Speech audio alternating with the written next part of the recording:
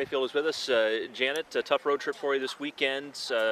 Close loss to Rutgers on Friday, got the tie on Sunday. Just your overall thoughts on how the team did. Well, actually, I'd say the Rutgers game in the first half of Maryland, some of the best soccer we've played. I think the second half of Maryland, we ran out of gas a little bit, not as deep as we need to be to play a road swing like that, but fought really hard. Claire made some great saves, kept us in it, saved a PK, in the second overtime. So I think feel lucky to walk away with the tie. But really come out of that weekend saying we actually, to be honest, are playing some of our best soccer. I think we've got to get Cara a little bit more played in and some things like that in terms of the final third. I think that's when you change things a lot and people coming in and out makes it tough.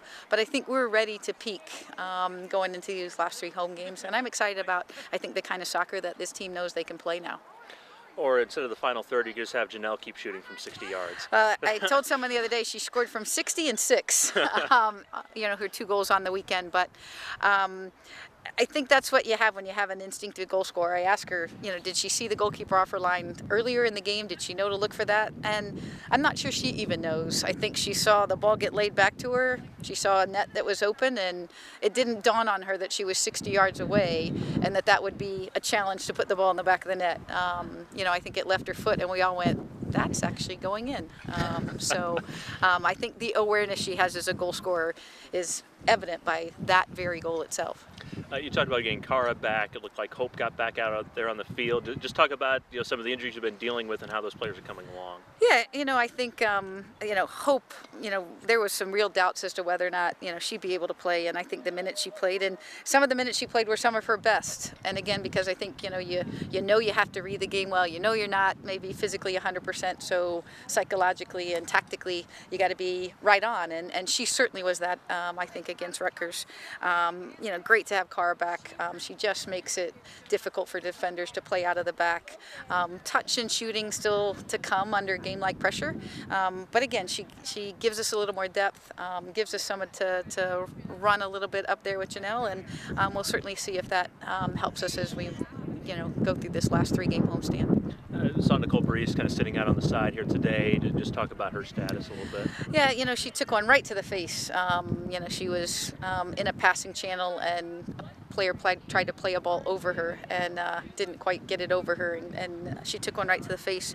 But I think she sort of saw it coming, so she was able to brace for it. So she's actually probably not as bad as we might have thought. She actually felt pretty good today, and they let her run and jog and stuff. But because she's had a couple and she did take a ball to the face, we're being really, really cautious with it. So she's symptom-free, and I think feels pretty good. So I would say she's a pretty good chance to be playing this weekend.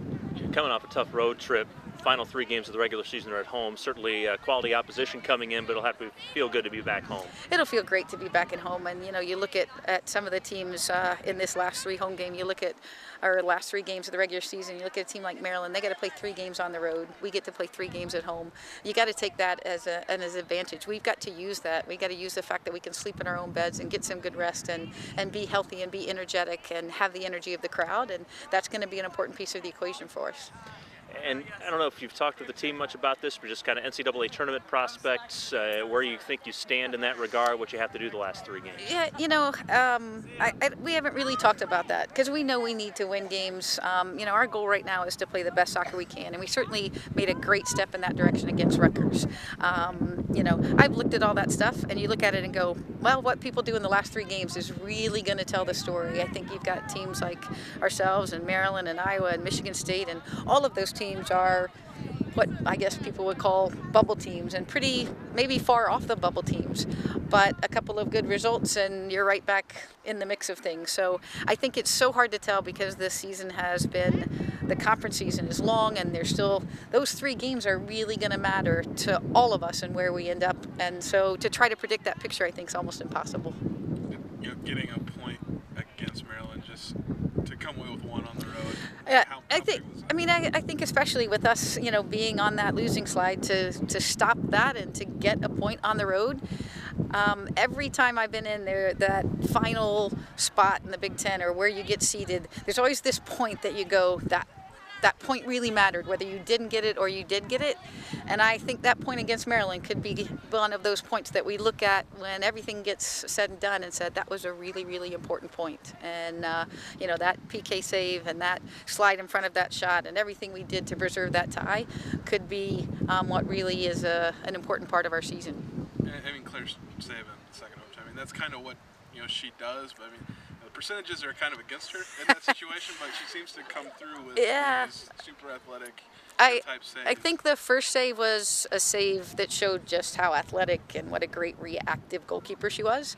The second save, I call it save by reputation. When you've made a save like she made on the first one, it puts a lot of pressure on that PK taker. And so they know they have to be good to beat her because she's already made one great save, and she's so relaxed in there.